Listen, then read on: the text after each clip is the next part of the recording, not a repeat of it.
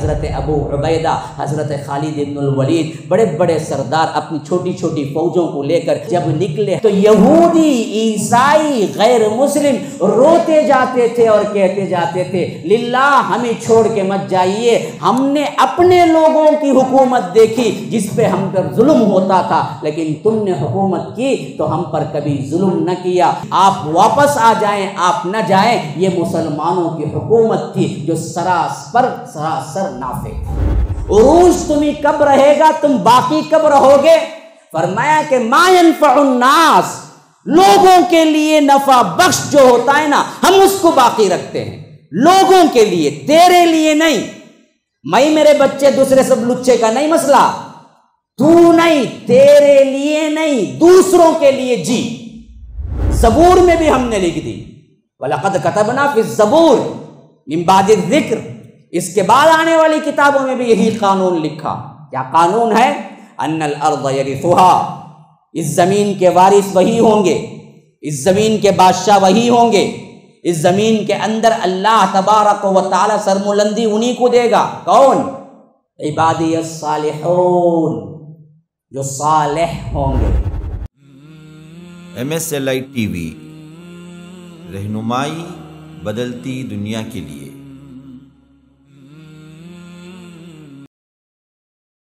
ان الحمد للہ نحمده ونستعینه ونستغفره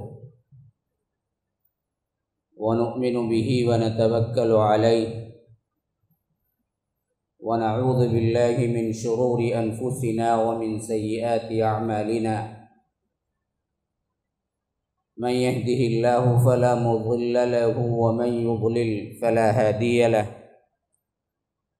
وأشهد أن لا إله إلا الله وحده لا شريك له،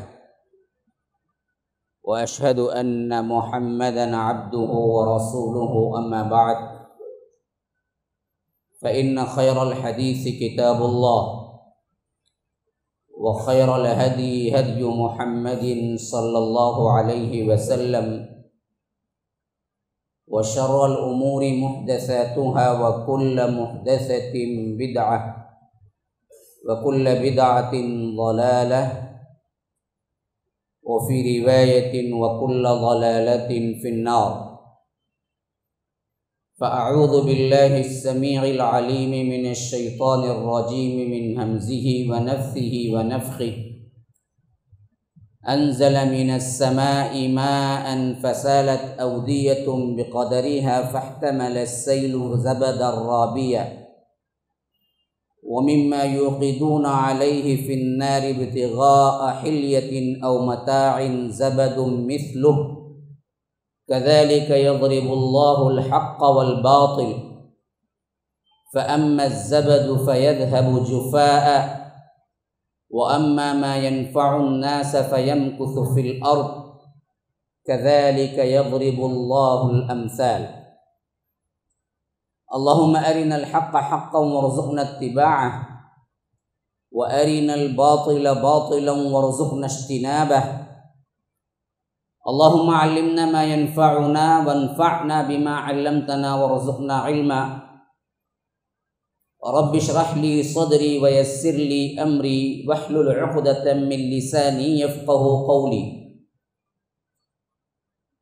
اس اللہ کے نام سے ابتدا جس کے ناموں کی کوئی انتہا ہی نہیں۔ وَلَوْ أَنَّ مَا فِي الْأَرْضِ مِنْ شَجَرَةٍ أَقْلَامٌ وَالْبَحْرُ يَمُدُّهُ مِنْ بَعْدِهِ سَبْعَةُ أَبْحُرٍ مَا نَفِدَتْ كَلِمَاتُ اللَّهِ۔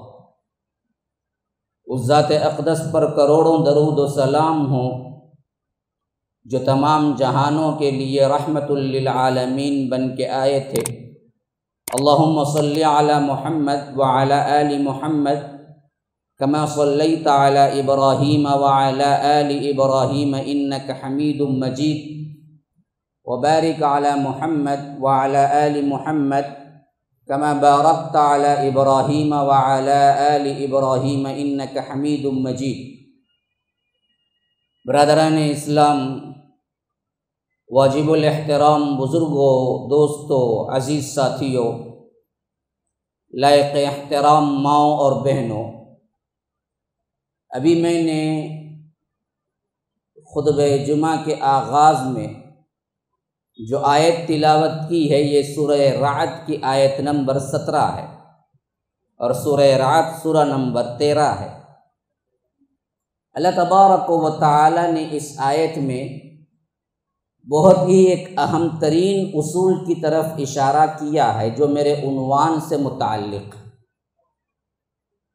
مجھے جس عنوان پر خطاب کرنے کے لیے کہا گیا ہے وہ عنوان ہے عروج و زوال کا قرآنی قانون، یعنی امتیں، قومیں کب عروج پاتی ہیں، کب رب العالمین انہیں نوازتا ہے، کب نعمتوں سے بھرپور زندگی گزارتے ہیں، کب اللہ تبارک و تعالی دنیا میں انہیں سربلند رکھتا ہے، اور کن چیزوں کی وجہ سے رب العالمین انہیں سربلندی سے نکال پھینکتا ہے، اور کب قومیں ذلیل ہو جاتی ہیں، کب قومیں دنیا کے اندر بالکل ہی درماندہ ہو کے رہ جاتی ہیں، اور رب العالمین کن قوموں کو ذلت کی اتاہ گہرائیوں میں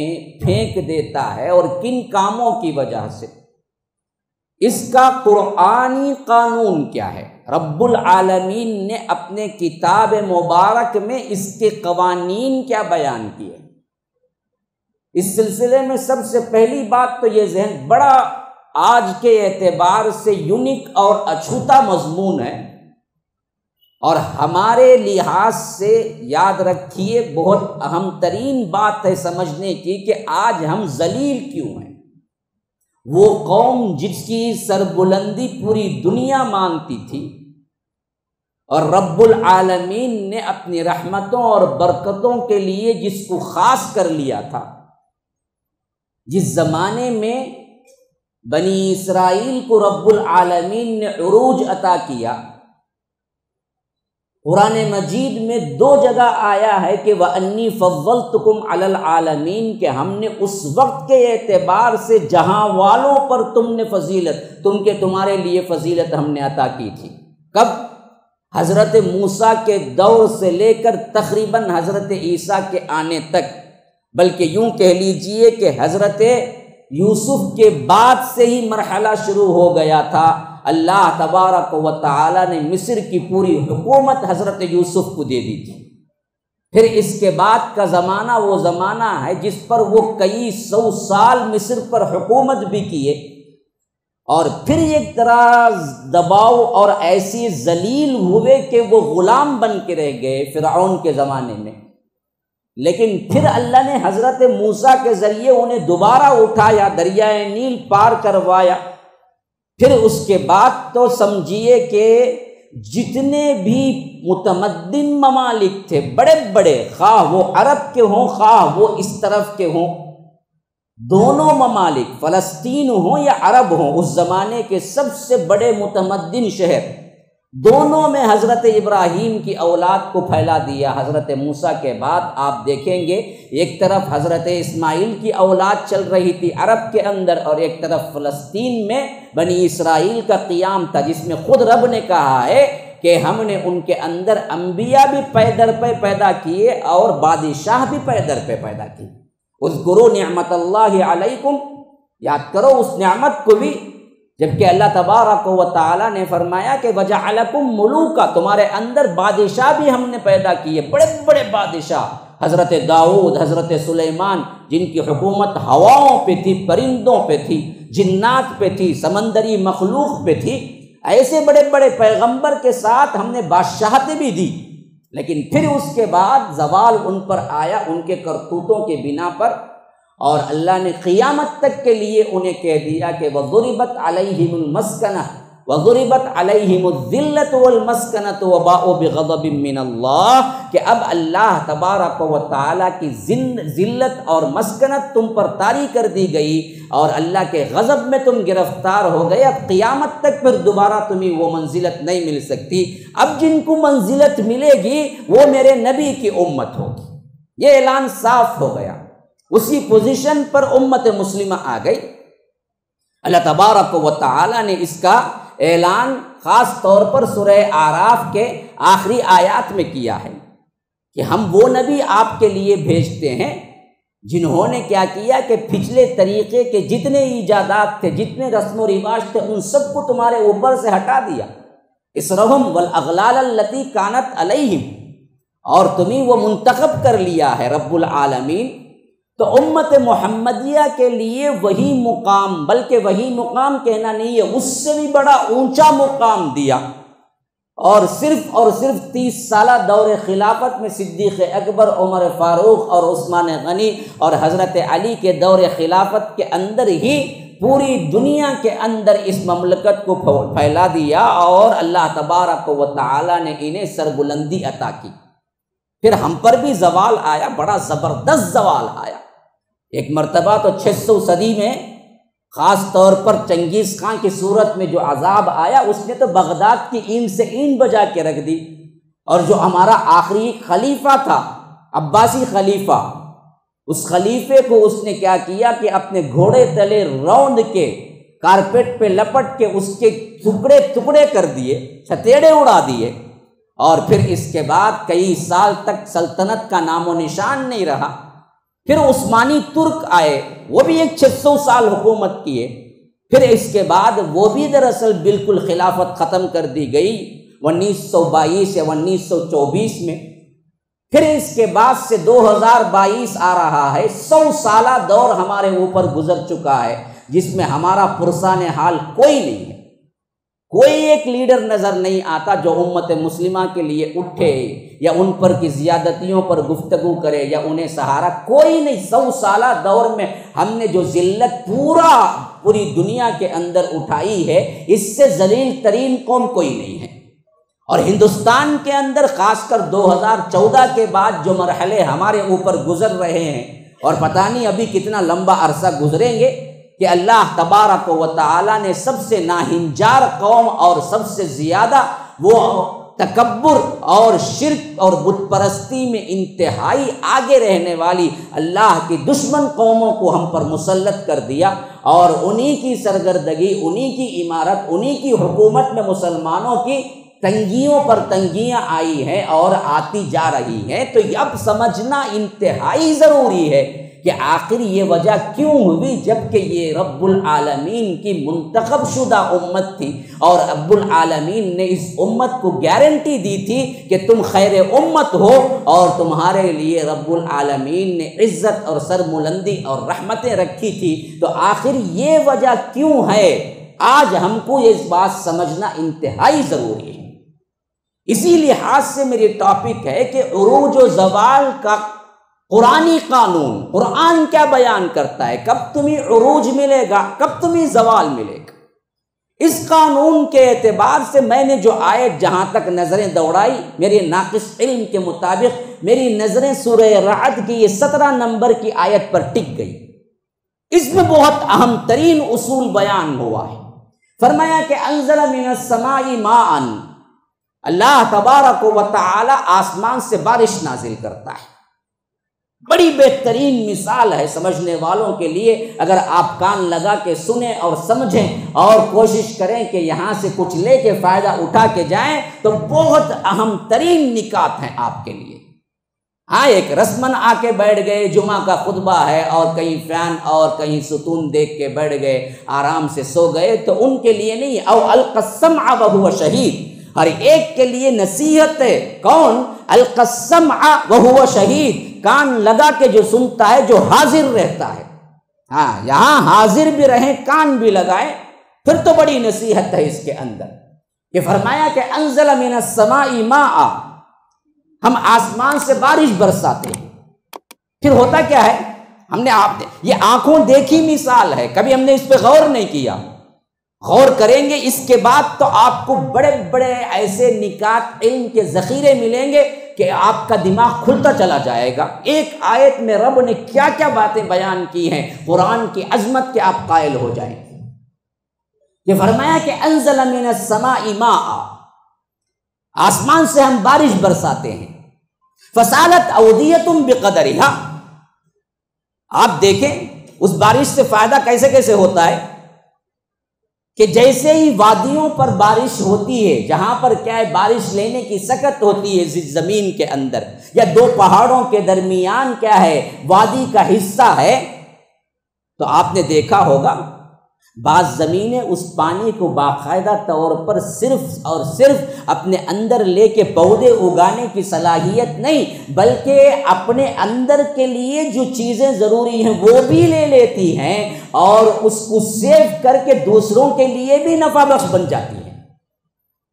ہاں، جہاں وادی ہے نا جی، یوں سمجھو کہ دو پہاڑ ہیں، دو پہاڑوں کے درمیان کوئی وادی ہے، اب اس وادی پہ بارش زوروں کی ہو رہی ہے، تو ایک تو زمین اس پانی کو لے کر لہلاتے کھیتوں میں اپنے آپ کو تبدیل کر دیتی ہے کہ دیکھنے والوں کے لیے ہریالی ہریالی ہی، درخت ہی درخت، پھل ہی پھل، ماشاء اللہ سے باغ ہرا بھرا ہو جاتا ہے، لیکن اس کے ساتھ ساتھ صرف اپنا نفع نہیں ہے بلکہ دوسروں کے نفع کے خیال سے وہ بارش کے پانی کو سیو بھی کر لیتی ہے، اس میں پانی ٹک بھی جاتا ہے۔ اب یہ پانی کے رہنے کی وجہ سے کوئی اگر پانی لے کے اپنے آپ کو پاک کرنا چاہے تو اس کے لیے بھی، کوئی غسل کرنا چاہے تو اس کے لیے بھی فائدہ مند ہو گیا، کوئی جانور ہے، کوئی پیاسا ہے، پانی پینے کے لیے آتا ہے تو اس کے لیے بھی سیو ہو گیا۔ تو ایک ایک زمین کے اپنے اپنے الگ الگ ادوار ہیں۔ کوئی زمین ہے جو پانی لے لیتی ہے، بس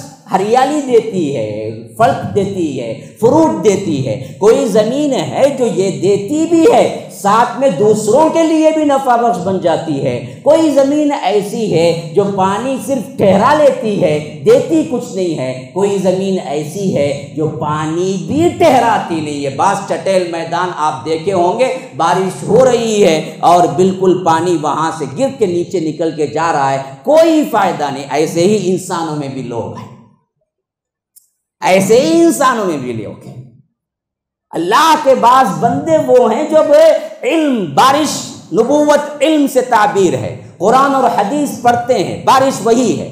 اس بارش کو جب اپنے سینوں میں لیتے ہیں تو صرف اپنے لیے باعمل نہیں بنتے بلکہ اپنا آپ تن من دھن لگا کے لوگوں کے لیے نفع بخش بن جاتے ہیں اور اپنی زندگی قربان کر کے لوگوں کو سکھاتے ہیں، لوگوں کو بناتے ہیں، لوگوں کو بولتے ہیں۔ پورا مشن ہی یہی ہوتا ہے کہ ہم لوگوں کے لیے کیا کریں، ہم کیسے انہیں جہنم سے بچائیں، ہم کیسے ان کو سدھاریں، کیسے معاشرے کے لیے نفع بخش بنیں، کیسے ہم آ کر کام کریں۔ اسی دھن میں اپنے آپ کو پڑھتے پڑھاتے سیکھتے سکھاتے گزر جاتے ہیں۔ کوئی ہیں جو ان کو پڑھتے تو ہیں، بس عمل کر کے وہاں سے غائب ہو جاتے ہیں۔ کوئی ایسے اندھے اور درندے بھی ہیں جو اس کو نہ پڑھتے ہیں نہ سنتے ہیں، نہ کوئی آ کر عمل کرتے ہیں۔ کوئی ہیں جن پر کیا ہے روزانہ باران رحمت ہوتی ہے، روزانہ 5 وقتہ نمازوں میں قرآن پڑھا جاتا ہے، روزانہ 5 وقتہ نمازوں میں ذکر ہوتا ہے، روزانہ درس و تدریس کا اہتمام ہوتا ہے،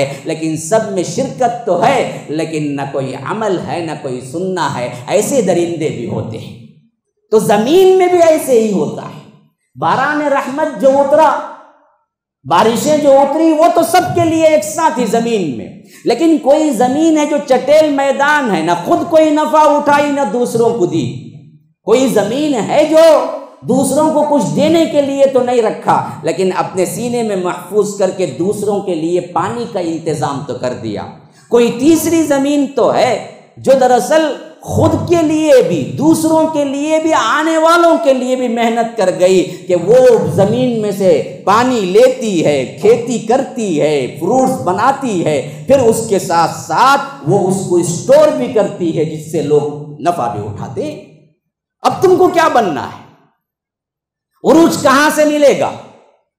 اب آئے گی بات، بڑے غور سے سنو۔ اللہ کی بات ہے، میری بات نہیں ہے، یہ میری مثال نہیں ہے، یہ رب مثال دے رہا ہے۔ اب کون باقی ہے، کس کا عروج ہے، کس کی بقا ہے، ذرا غور سے سنو۔ تو فرمایا کہ انزل من السماء ماء فسالت اودیۃ بقدرها، ہم نے آسمان سے بارش نازل کی اور وادیاں اس پانی کو لے لی بقدرت، جتنا ان کو ضروری تھا، جتنا وہ کیپیسٹی تھی، اس کیپیسٹی سے انہوں نے اپنے اپنے پانی کو لے لیا۔ جتنا بندوں کے اندر علم کی کیپیسٹی ہے انہوں نے اپنے اپنے علم کو لیا۔ پھر کیا ہوا؟ فاحتمل السیل زبدا رابیا، پھر اس کے بعد وہ پانی جو تیزی کے ساتھ بہتا ہوا پوری زمین کے لیے آ رہا تھا، اب اس میں چھوٹے چھوٹے کانٹے، چھوٹے چھوٹے کچرے، چھوٹے چھوٹے ادھر ادھر کی جھاڑیاں، جھاگ اس پانی کو روکنے کے لیے کھڑا ہو گیا۔ یہ ہے وہ بدبخت ترین لوگ جو علم کی راہ میں، دین کی راہ میں، توحید کی راہ میں چھوٹے چھوٹے کانٹے بن کے کھڑے ہو جاتے ہیں۔ ایسے ہی انہوں نے بھی کھڑے ہو گئے۔ لیکن پانی کے اندر کی قوت کیا تھی؟ توحید اور علم کی قوت کیا تھی؟ ان چھوٹے چھوٹے کیڑے مکوڑوں کو، ان چھوٹے چھوٹے جھاڑیوں کو، ان چھوٹے چھوٹے کانٹوں کو کوئی وقت نہیں رکھتی۔ وہ ایسے زور سے برسا پانی، اللہ کہتا ہے کہ زبدر رابیہ، پھر وہ جھاگ جتنا بھی اونچا ہو لیکن کھڑ نہیں پاتا اس کے سامنے کہ فَأَمَّا الزَّبَدُ فَيَذْهَبُ جُفَاءً، وہ چلا کہ وہ دراصل اس کیڑا کوڑا کرکٹ کو ہٹا کے، ان جھاڑیوں کو ہٹا کے جہاں نفع پہنچنا ہے وہاں تک پانی پہنچ جاتا ہے۔ پانی کے اندر وہ قوت ہوتی ہے۔ یہی حال ہمارا بھی ہے۔ علم حاصل کر لیے، دین علم سیکھ لیا، کام شروع کیے، یہ چھوٹے چھوٹے کانٹے، یہ چھوٹے چھوٹے جھاڑیاں جیسے سیلاب کو روکنے کے لیے، جیسے پانی کو روکنے کے لیے کھڑے ہو کے جھاگ بند، دیکھنے میں بہت لمبا دکھتا ہے۔ آپ دیکھیں کبھی اوپر سے پانی آ رہا ہے تو جھاگ آپ کو پورے پانی پر محیط نظر آئے گا، لیکن اس کی کوئی وقت نہیں ہوتی، کوئی وزن نہیں ہوتا جھاگ کا۔ آپ سمندر کبھی جائیں، آپ کے لیے سمندر دور ہے، لیکن ہم نے تو کیا ہے ہر روز دیکھا ہے کہ سمندر میں آپ دیکھیں کہ جب موج آتی ہے پانی لے کے تو آپ دیکھیں گے کہ جھاگ جو ہے وہ سمندر کے پانی سے زیادہ نظر آتا ہے، لیکن جب وہ جھاگ قریب آتی ہے تو اس کا کوئی وزن نہیں ہوتا، وہ آتی ہے تو پورا جھاگ نکل جاتا ہے اور پانی جہاں جانا ہے وہاں تک پہنچ جاتا ہے۔ تو یاد رکھو، ایسی قوت والی جماعت بن جائے توحید پر، جن کے اندر ان کوڑا کرکٹ کے، ان جھاڑیوں کے، ان کانٹوں کے، ان کیڑے مکوڑوں کے اندر جو طاقت ہے اس سے کہیں زیادہ طاقت اور ان سب کو سیلاب کی طرح بہا کے لے جائے تو یاد رکھو پھر تمہیں کوئی نہیں مٹا سکتا۔ وہ قوت پیدا کرنا ہے کہ میرے سامنے کوئی نہیں ہے، میرا رب ہے، مجھے دراصل اصل میں اسی سے ڈرنا ہے۔ اس قوت کے ساتھ بالجماع اگر تم کام کے لیے تیار ہو جاؤ گے تو پھر تو بقا تمہاری ہے، عروج تمہارا ہے۔ اگر تم ان کوڑا کرکٹ کے سامنے، یاد رکھو یہ کچرے کے سامنے، کون ہے یہ بڑی بڑی قوتیں جو ہمیں ڈرا رہی ہیں نا، رب کہتا ہے یہ کوڑا کرکٹ ہے، یہ کچرا ہے، یہ چھوٹی چھوٹی جھاڑیاں ہیں، یہ کیڑے مکوڑے ہیں، ان سے ڈرنے کی کوئی ضرورت نہیں ہے۔ سیلاب ہے، پانی ہے تو اس میں یہ قوت ہے کہ ان سب کو بہا لے جائے۔ علم ہے، ایمان ہے، توحید ہے تو ان میں یہ قوت ہے کہ ان سب کو بہا لے جائے۔ تم کون آتے ہو آڑے؟ اللہ تبارک و تعالیٰ کا میرا سپورٹ ہے، اللہ میرا حامی و ناصر ہے۔ تم اگر شیطان عظیم کو بھی لے آؤ، شیطان لعین کو بھی لے آؤ، بڑا شیطان جس نے حضرت آدم کو سجدہ کرنے کے انکار کیا وہ بھی سامنے آ جائے تو ہم کوئی ڈرنے والے نہیں ہیں، میرا رب میرے ساتھ ہے۔ اگر اس قوت کے ساتھ تم آگے معاشرے میں کام کرو تو تمہارے خلاف اٹھنے والی یہ چھوٹی چھوٹی جھاڑیاں، یہ کانٹے، یہ کیڑے مکوڑے، یہ جھاگ کہیں بھی دکھے گا نہیں بلکہ بجھ کے رہ جائے گا۔ فَهَمَّ الزَّبَدُ فَيَذْهَبُ جُفَاءً، کہ یہ جتنا بھی جھاگ ہے وہ نکل کے چلا جاتا ہے، وہ غائب ہونے کے لیے ہے، وہ دکھتا نہیں ہے۔ ہاں دراصل ڈراتا ضرور ہے، لیکن تم کام کے لیے آگے جاؤ گے تو پھر تو کیا ہے یہ جھاگ کہیں بھی دکھتا نہیں ہے، بالکل ختم ہو جاتا ہے۔ اچھا رہتا کیا ہے جی؟ اب یہ اہم ترین پوائنٹ ہے اس آیت کا۔ فرمایا کہ وہ اما ما ينقص الناس ما ينفع الناس فينقص في الارض۔ رہتا کیا ہے؟ رہتا یہ ہے کہ جو لوگوں کے لیے نفع بخش ہے وہ ہمیشہ باقی رہتا ہے، جو بیکار ہے وہ زائل ہو جاتا ہے۔ وَأَمَّا مَا يَنْفَعُ النَّاسَ فَيَنْقُصُ فِي الْأَرْضِ كَذَلِكَ يَضْرِبُ اللَّهُ الْحَقَّ وَالْبَاطِلَ۔ یاد رکھو، یہ ہے اللہ تبارک و تعالیٰ بتا رہا ہے کہ حق اور باطل کی مثال ہم تمہیں سمجھا رہے ہیں۔ کذالک یضرب اللہ الامثال، اللہ تمہیں مثال دے کے سمجھاتا ہے۔ اب ایک مرتبہ پھر دورہ کر لیجئے اس آیت کا، میں بالکل الگ انداز میں آج خطاب کر رہا ہوں کیونکہ ایک اہم ترین مضمون تمہیں جانا ہے۔ فرمایا کہ انزل من السماء ماء، آسمان سے ہم نے بارش برسایا، فسالت اودیۃ بقدرہا، وادیاں اور زمین کے حصے اس پانی کو اپنے اپنے حساب سے لے لیا، اور جھاگ اوپر آ کے کھڑا ہو گیا رکاوٹ کے لیے۔ فسالت اودیۃ بقدرہا فاحتمل السیل زبدا رابیہ ومما یوقدون علیہ فی النار ابتغاء حلیۃ او متاع زبد مثلہ۔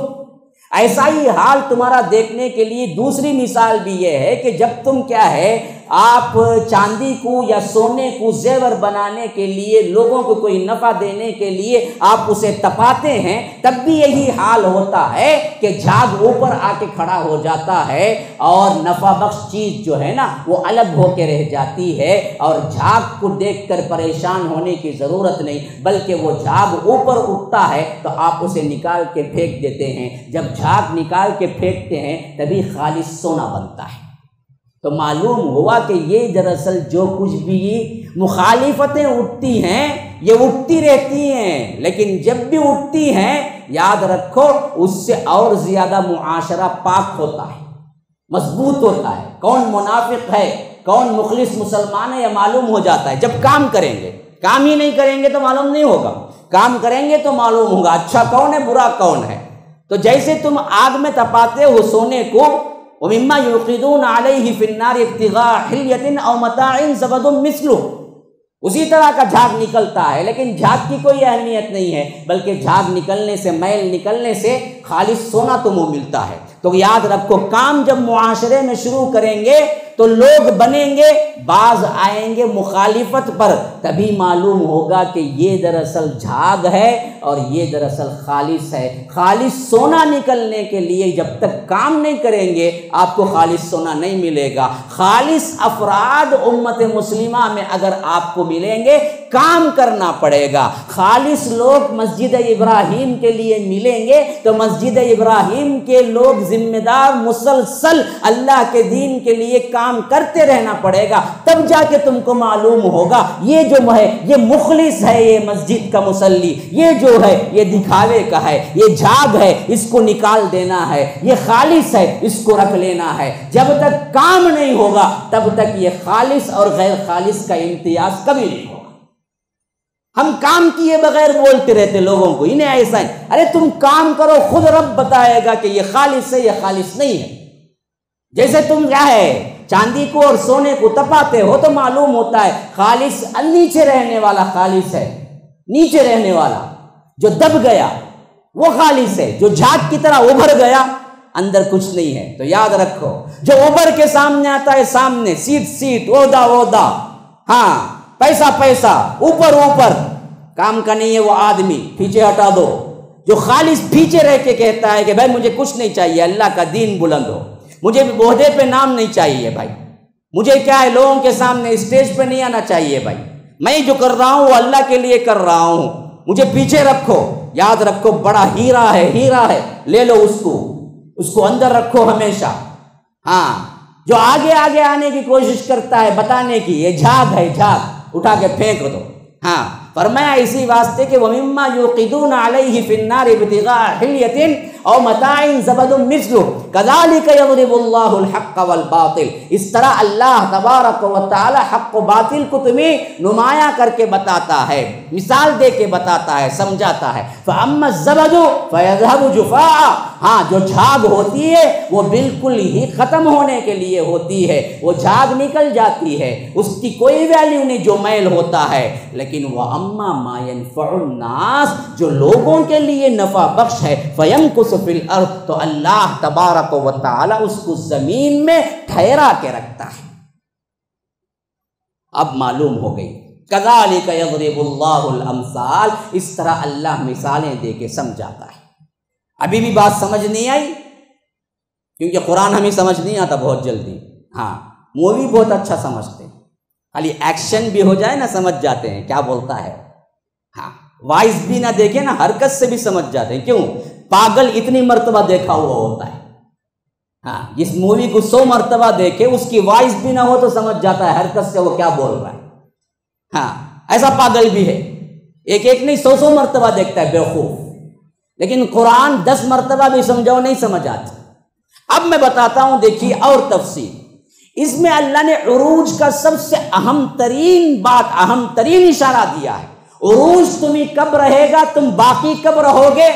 فرمایا کہ ما ينفع الناس, لوگوں کے لیے نفع بخش جو ہوتا ہے نا ہم اس کو باقی رکھتے ہیں.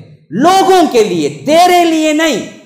میں میرے بچے دوسرے سب لچے کا نہیں مسئلہ, تو نہیں, تیرے لیے نہیں, دوسروں کے لیے جی, تب تو باقی رہے گا. تو کہے گا کہ میں ختم ہو جائے گا. اصول یہی ہے رب کا, جب تک تم لوگوں کے لیے نافع رہے, جب تک تم لوگوں کے لیے نفع بخش رہے, جب تک تم سے لوگ فیض حاصل کرتے رہیں, جب تک تم لوگوں کے لیے نفع کے کام کرتے رہے, اللہ کہتا ہے فَيَمْكُثُ فِي الْأَرْضِ, زمین میں ہم ان کو ٹھہراتے ہیں, باقی رکھتے ہیں. جب لوگوں کے لیے اس سے کوئی فائدہ نہیں پہنچتا اللہ اس قوم کو مٹا دیتا ہے. جب تک ہم نافع رہے اللہ ہم کو بڑھاتا رہا, ہمارے ذریعے سے پوری دنیا کو نفع ہوتا رہا, ہمارے ذریعے سے غریبی مٹی, ہمارے ذریعے سے زکات کے سسٹم کے ذریعے ہر ایک بندے کو اس کا روزینہ ملا, ہمارے ذریعے سے پرانے اعتقادات اور شرکیہ اعتقادات دور ہوئے, ہمارے ذریعے سے توہم پرستی دور ہوئی, ہمارے ذریعے سے لوگوں کے احوال سدھرے, ہمارے ذریعے سے رب العالمین نے لوگوں کو توحید کی نعمت سے نوازا, ہمارے ذریعے سے ان کے اندر کے گھرانوں کے اندر اسلام آیا, ہمارے ذریعے سے میاں بیوی کی جھگڑے ختم ہوئے, ہمارے ذریعے سے عورتوں کو زندہ درگور کرنے والی رسم ختم ہوئی, ہمارے ذریعے سے لوگوں کو عورتوں کی تذلیل جو کر رہے تھے ختم ہوئی, ہمارے ذریعے سے ماں باپ کے حقوق کیا ہیں یہ انسانیت جانی, ہمارے ذریعے سے اولاد کی تربیت کیا ہے یہ انسانیت جانی, ہمارے ذریعے سے معاش کے اصول کیا ہیں, تجارت کے اصول کیا ہیں یہ اللہ تبارک و تعالی نے دنیا کو بتایا, ہمارے ذریعے سے کیا چیز پاک ہے, کیا کھانا ہے, کیا نہیں کھانا ہے, کیا تمہارے لیے مضر صحت ہے, کیا تمہارے لیے منفعت ہے, کیا تمہارے لیے نفع بخش ہے, کیا تمہارے لیے کیا ہے مضر ہے, کیا تمہارے لیے سکون دل ہے, کیا تمہارے لیے بے چینی ہے, یہ اللہ تبارک و تعالی نے بتایا تو ہمیں اللہ عروج بھی دیا اور ہمیں باقی بھی رکھا. کیوں؟ ہم سراپا نافع تھا, ہمارا وجود لوگوں کے لیے نافع تھا, لوگ ترستے تھے کہ مسلمان یہاں بھی آ جائیں, یہاں بھی حکومت کریں. حضرت خالد ابن الولید کے زمانے میں جب وہ سپہ سالار تھے, ایک مرتبہ حضرت عمر نے حکم دیا کہ تم سب کے سب مل کے فلاں مقام پہ آ کے ملو, کیونکہ ہمیں ایک جگہ بہت بڑی لڑائی لڑنی ہے. اب یہ چھوٹے چھوٹے شہروں پر جہاں تم لوگ نگرانی کرتے ہو یہ فوج ہماری بٹی ہوئی ہے, اس واسطے یہ چھوٹی چھوٹی فوجوں کو سب کو اکٹھا کرو اور سب مل کے میرے پاس ملاقات کرو, تاکہ ہم دراصل یہ اور ایران کی جو جنگیں ہیں ان میں فیصلہ کن مرحلہ داخل ہو جائے. تو وہ لوگ جب نکلے, حضرت ابو عبیدہ, حضرت خالد ابن الولید, بڑے بڑے سردار اپنی چھوٹی چھوٹی فوجوں کو لے کر بستی والوں سے کہے کہ دیکھو آج تک ہم تمہاری نگرانی کرتے رہے, آج تک ہم نے تم پر حکومت کی لیکن پورے انصاف کے ساتھ کرتے رہے, تمہاری جو عزت تھی ہم نے تم کو دیا, لیکن آج ہم رخصت ہوتے ہیں کچھ دنوں کے لیے, ہمارا امیر ہم کو بلا رہا ہے. تو یہودی, عیسائی, غیر مسلم روتے جاتے تھے اور کہتے جاتے تھے للہ ہمیں چھوڑ کے مت جائیے, آپ ہمارے دشمن نہیں, آپ آپ ہمارے دوست ہیں، ہم نے اپنے لوگوں کی حکومت دیکھی جس پہ ہم پر ظلم ہوتا تھا، لیکن تم نے حکومت کی تو ہم پر کبھی ظلم نہ کیا، ہم پر تم نے کیا ہے کبھی ظلم نہ کیا، کبھی ہم نے کیا ہے آپ کے اندر کوئی برائی نہیں دیکھی، آپ واپس آ جائیں آپ نہ جائیں۔ یہ مسلمانوں کی حکومت تھی جو سراسر نافع تھی۔ جب تک ہم نفع بخش رہے لوگوں کے لیے، توحید کو پھیلاتے رہے، ان کی ضروریات کو دیکھتے رہے، ہمارے ہاں زکوٰۃ کا سسٹم نافذ رہا۔ اس زکوٰۃ کے سسٹم کی وجہ سے حضرت عمر بن عبدالعزیز کے دور خلافت میں کوئی زکوٰۃ لے کے نکلتا تھا تو لینے والا نہیں تھا کوئی، کہتا کہ بھائی میں بھی زکوٰۃ دینے والا، میں کہاں سے لوں؟ اللہ نے مجھے بھی بہت دے رکھا ہے، میں کہاں سے لوں؟ اللہ نے مجھے بھی بہت دے رکھا ہے، میں کہاں سے لوں؟ ہر آدمی یہی کہتا تھا کہ لینے والا کوئی نہیں۔ بیت المال میں خزانہ پڑا ہوا تھا، ماشاءاللہ کوئی بھی سائل آتا وہ سائل خالی ہاتھ نہ جاتا۔ حضرت عمر بن عبدالعزیز جب بھی کوئی مسئلہ سنتے کا وہ کروڑوں دینار کا کیوں نہ ہو، بیت المال میں اتنی رقم ہوتی کہ وہ اس کو ادا کر دیتے، ادا کرنے کی طاقت اللہ نے دی رکھی تھی، لیکن خود پہ خرچے کا یہ عالم تھا کہ ایک اچھا کپڑا نہیں پہنتے تھے، خود کے گھر کا یہ حال تھا کہ چراغ جلانے کے لیے تیل نہیں تھا، لیکن کروڑوں کی مالیت پوری سلطنت اسلامیہ کے لیے کیا ضروریات ہیں ان سب کے لیے مال بکھرا ہوا پڑا ہوا تھا بیت المال میں۔ تو یہ نفع جب تک ہم سے ہوتا رہا اور ہم پوری امت کے لیے نفع بخش رہے، بلکہ پوری امت کا لفظ غلط ہے، پوری انسانیت کے لیے نفع بخش رہے، اللہ تبارک و تعالی بھی ہمیں عروج دیا۔ عروج کا قانون ایک ہی ہے میرے بھائیوں، وَأَمَّا مَا يَنْفَعُ النَّاسِ، جو کوئی لوگوں کے لیے نفع بخش رہا، جس سے لوگ نفع اٹھاتے رہیں، اللہ نے قانون بتایا کہ فَيَمْكُثُ فِي الْأَرْضِ، ہم انہیں زمین میں بقا دیتے ہیں، ہم انہیں زمین میں بقا دیتے ہیں۔ وَلَقَدْ كَتَبْنَا فِي الزَّبُورِ مِن بَعْدِ الذِّكْرِ أَنَّ الْأَرْضَ يَرِثُهَا عِبَادِيَ الصَّالِحُونَ، ہم نے اس سے پہلے یہ بات لکھ دی ہے، زبور میں بھی ہم نے لکھ دی، وَلَقَدْ كَتَبْنَا فِي الزَّبُورِ مِن بَعْدِ الذِّكْرِ، اس کے بعد آنے والی کتابوں میں بھی یہی قانون لکھا۔ کیا قانون ہے؟ أَنَّ الْأَرْضَ يَرِثُهَا، اس زمین کے وارث وہی ہوں گے، اس زمین کے بادشاہ وہی ہوں گے، اس زمین کے اندر اللہ تبارک و تعالی سرملندی انہی کو دے گا۔ کون؟ عبادی الصالحون، جو صالح ہوں گے، میرے ان بندوں کو میں دوں گا جو صالح ہوں گے۔ صلح، صالح کس کا اپوزٹ ہے؟ فساد کا، جو فسادی نہیں ہوں گے۔ فساد انسانیت کو نقصان دہ ہے، صالح انسانیت کو نفع بخش ہے۔ تو فرمایا کہ جو نفع بخش ہوں گے ہم ان کو دیں گے۔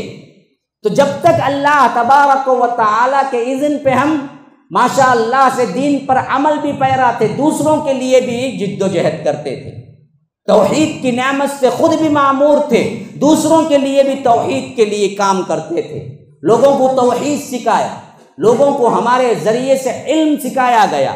تو یاد رکھو اللہ تبارک و تعالی نے ہمیں عروج دیا، لیکن جب ہم نے اپنے کام کو چھوڑ دیا، کیا کام تھا؟ امر بالمعروف نہی عن المنکر، اصل میں عروج کے لیے کام ہے۔ سیڑھی کون سی ہے جہاں ہمیں بلندی تک پہنچا کے چھوڑیں گے؟ کون سی سیڑھی کے ذریعے جایا جائے گا؟ تو رب نے وہ بھی بتا دیا، کنتم خیر امہ، دیکھو تم سب سے بہترین امت ہو۔ کیوں جی؟ کیسے جاؤ گے سب سے بہترین امت تک؟ فرمایا کنتم خیر امہ اخرجت للناس، لوگوں کے لیے نکالی گئی، لوگوں کے لیے، تمہارے لیے نہیں۔ آج ہم اپنے آپ پہ قناعت کر کے بیٹھ گئے۔ اللہ کی قسم دل پہ ہاتھ رکھ کے سوچو، کتنے ہیں جو دوسروں کا خیال کرتے ہیں اور کتنے ہیں صرف میں کا رٹ لگاتے ہیں؟ تمہیں کبھی خیال آیا تمہارے اطراف پر کبھی تم پر حق ہے؟ تم ایک مسلمان ہونے کے ناطے تم پر ضروری بنتا ہے کہ تم اڑوس پڑوس میں سب سے پہلے اسلام اور توحید کی دعوت دو، اس کے بغیر تمہاری زندگی نہیں ہے۔ تم نے سوچا جس نعمت سے اللہ نے تم کو سرفراز کیا ہے، اس نعمت کے لیے جان دینے تک انتھک کوشش کرو کہ اللہ واحد کی عبادت کرنے والا بن جائے، کوئی بندہ اللہ کے علاوہ دوسروں کو نہ پکارے، اس توحید کے لیے میں تن من دھن لگا دوں گا۔ آج میں اسٹیج پہ کھڑا ہوا ہوں یہاں سامنے، تو کیا ہے بات؟ میں تو چنئی کا کہیں کا رہنے والا، 700 کلومیٹر دور یہاں سے۔ کون سی چیز ہے جو مجھے یہاں لا کے کھڑا کی ہے؟ ایک ہفتہ نہیں، میں 2 دن ایڈمٹ پڑا ہوا تھا۔ کون سی چیز ہے جو مجھے یہاں لا کے کھڑا کر رہی ہے؟ ان بیماریوں کے ہوتے ہوئے، ان حالات کے ہوتے ہوئے کون سی چیز ہے جو میں آپ کے سامنے خطاب کر رہا ہوں؟ مجھے کون سی چیز ہے جو کھچ لائی ہے؟ یہ احساس ذمہ داری ہونی چاہیے ہر انسان کو کہ اللہ نے مجھ پر احسان کیا ہے، اللہ مسلمان بنا کر، اس احسان کا بدلہ یہ ہے کہ مجھے دراصل اسی توحید کی عظمت کے لیے کام کرنا چاہیے، تن من دھن لگانا چاہیے، یہ میری ذمہ داری ہے۔ دوسری بات، اللہ نے تمہیں کچھ دیا ہے، نفع بخش بنو۔ اللہ کے رسول نے فرمایا کہ واللہ لا یؤمن، واللہ لا یؤمن، واللہ لا یؤمن، اللہ کی قسم مسلمان نہیں، اللہ کی قسم مومن نہیں، اللہ کی قسم مومن نہیں۔ صحابہ تھرا گئے، پوچھا اللہ کے رسول کون مومن نہیں؟ فرمایا کہ جو پیٹ بھر کے کھائے پڑوسی بھوکا رہے۔ یا رب، کیا نفع بخش بنایا ہم کو اللہ نے، کیسا رسول عطا کیا ہم کو۔ ہاں، یہ نہیں کہا کہ جو تہجد پڑھتا ہو، یہ نہیں کہا کہ جو تہجد نہ پڑھتا ہو وہ مومن نہیں ہے، یہ نہیں کہا کہ فلاں چیز جس کے پاس نہ، وہ کہا کہ جو پیٹ بھر کے کھائے پڑوسی بھوکا رہے۔ جاؤ پڑوسیوں سے پوچھو کیا احوال ہے، کیا ضرورتیں ہیں، کیا پریشانیاں ہیں، نفع بخش بنو۔ پھر دیکھو لوگ خود چاہیں گے کہ یہ لوگ ایم ایل اے بنے، یہ لوگ کیا ہیں، ہمارے سرپرست بنے۔ آج وہ ایک بندہ ووٹنگ کے لیے کھڑا ہوتا ہے، میں ابھی ایک شخص سے ملاقات کیا تھا، بیدر میں نکاح کا ایک مسئلہ تھا، اس سے انہوں نے کہا کہ ایک ایم ایل اے اپنے ووٹنگ کے لیے صرف کھڑنے کے اعتبار سے بھی 5 کروڑ کم از کم رکھنا پڑتا ہے تاکہ اس کے ایڈ کے لیے۔ جیتنا نہ جیتنا اس کے علاوہ کا مسئلہ ہے، خالی ڈپازٹ پے کر کے اس کے لیے کھڑنے کے لیے ایڈ کے لیے 5 کروڑ کم از کم، پھر اس کے بعد کوئی 20 کوئی 30 کروڑ خرچہ کرتا ہے، پھر جا کے اس کو ووٹنگ ملتی ہے تو ایم ایل اے بنتا ہے یا نہیں بنتا ہے۔ میں کہتا ہوں ایم ایل اے بننا ہے، 5 کروڑ نہیں، 1 کروڑ نہیں، 1 روپیے کی بھی ضرورت نہیں، تم لوگوں کے لیے نفع بخش کام کرو، تم لوگوں کے لیے نافع بن جاؤ، لوگوں کا درد دل اپنا درد دل سمجھو۔ یہ اللہ نے تم پر ذمہ داری دی، پھر عہدہ تمہیں تلاش کرتا ہوا آئے گا۔ لوگ چاہیں گے کہ یہ بندہ کچھ عہدے پہ آ جائے تو اس سے ہمارے مسائل دور ہوں گے، اس سے ہماری پریشانیاں دور ہوں گی۔ ابھی کل ایک بہت بڑے عالم سے ملاقات کی ہوئی، وہ حضرت ابن باز رحمہ اللہ جو سعودی کے سب سے بڑے مفتی اعظم تھے، ان کے بارے میں فرما رہے تھے کہ ذاتی طور پر ان کے اکاؤنٹ سے کئی ہزاروں کے گھر چلتے تھے، اور کبھی کبھی ایسا ہوتا تھا کہ شیخ کے اکاؤنٹ میں بیلنس 0 ہوتا تھا، اور اللہ نے اتنا دیا تھا۔ سعودی حکومت کا سب سے بڑا منصب اگر بادشاہ کے بعد کسی کا تھا تو وہ انہی کا تھا، کروڑوں کی مالیت کا پیسہ اور تنخواہ آتی تھی، لیکن جب وہ وفات پائے تو وہ مقروض تھے۔ ابن باز رحمہ اللہ جب وفات پائے تو وہ قرض دار تھے، اور قرض داری اس وجہ سے تھی کہ اپنے لیے نہیں، اپنے لیے تو کروڑوں کی مالیت جمع کر سکتے تھے، اصل میں لوگوں کے لیے وہ اتنا دیتے تھے، اگر مے کی تنخواہ آ گئی، ختم بھی ہو گئی، اور چیک لکھنے کے لیے اب کوئی آیا ہے، سائل پوچھا ہے اور پیسہ دینے کے لیے اکاؤنٹ میں کچھ نہیں ہے، تو فون کر کے اپنے جو بڑے ہیں جو تنخواہ دیتے ہیں ان سے کہتے کہ دیکھو اگلے مہینے کی تنخواہ بطور قرض دے دو مجھے ابھی، کیونکہ ایک سائل کو دینا ہے، اور پوری تنخواہ اٹھا کے دے دیتا ہے۔ اور وفات ہوئی تو وہ مقروض تھے، قرض ان کا ادا کیا دوسروں نے۔ یہ اللہ والے لوگ ہیں، اسی واسطے ہر دل کے اندر ابن باز رحمہ اللہ کی محبت جاگوزی ہے۔ کون سا ایسا بندہ ہے جو نہ جانتا ہو ان کو، حالانکہ تھے نابینا، آنکھوں کو دکھتا نہیں تھا، اتنا نافع بنے کہ یاد رکھو ہزاروں ادارے اور ہزاروں لوگوں کے گھر ان کے اپنے ذاتی خرچ سے چلتے تھے۔ تمہیں رہنا ہے، عروج پانا ہے، لوگوں کے لیے نافع بنو، لوگوں کے لیے نفع بخش بنو، ہر قسم کی جو بھی نفع کی چیز ہو وہ لوگوں کے لیے پہنچاؤ۔ اچھی بات کرنا آتا ہے، اچھی بات سے پہنچاؤ، اچھی صلاحیت ہے، صلاحیت سے پہنچاؤ لوگوں کو۔